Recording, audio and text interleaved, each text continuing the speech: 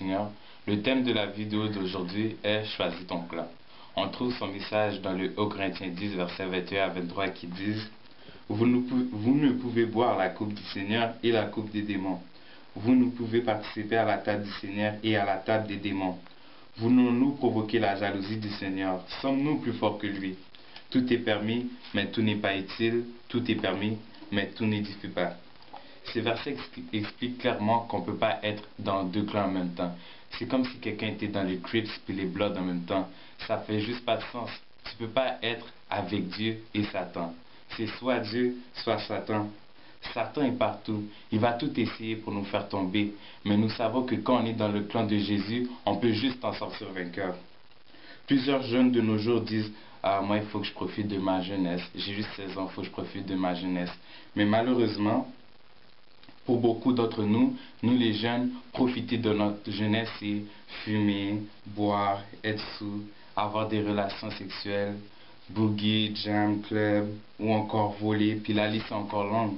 Mais dans toutes ces choses-là, moi je ne vois pas comment tu peux profiter de ta jeunesse. Qu'est-ce que je viens d'énumérer? C'est toutes des choses que Satan lui-même essaye de rentrer dans nos vies afin d'avoir une emprise sur nous. Mais ça, c'est à long terme. Tu ne vas pas avoir au début que c'était pour avoir une emprise sur toi. On va prendre un exemple sur un enfant qui commence à boire de l'alcool.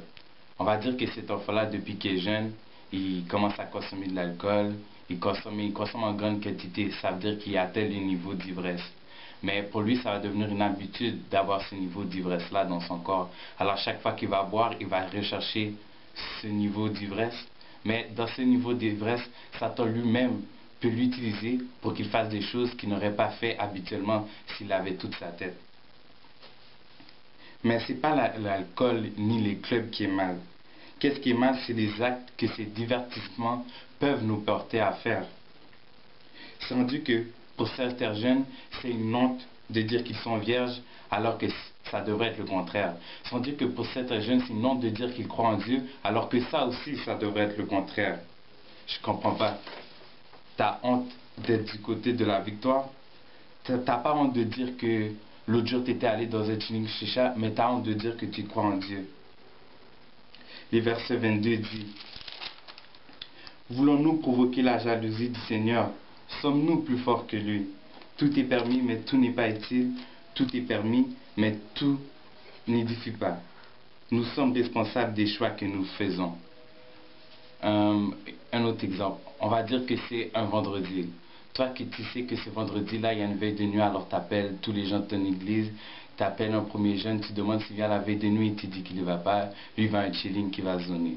Tu en appelles un autre, tu dis lui aussi il va au chilling, puis il va pas aller à l'église. Alors toi, qu'est-ce que tu décides de faire? Tu décides de le suivre. Au lieu d'aller d'édifier ton âme, à la veille de nuit, tu vas au chilling. Mais laissez-moi vous dire que tu ne vas pas à l'église pour faire comme les autres. Tu vas à l'église pour bâtir ta propre relation avec Dieu. Tout est permis, mais tout n'est pas utile. Tout est permis, mais tout n'édifie pas. Édifie vient du verbe édifier, qui veut dire bâtir.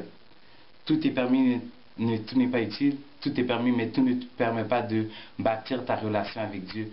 Tout ne te permet pas de solidifier le château que tu es en train de construire avec Dieu. Le château que je suis en train de parler, c'est ta foi. Il y a des choses dans la vie que tu fais que tu n'as pas besoin de le faire parce que tu es enfant de Dieu, tu es appelé enfant de Dieu.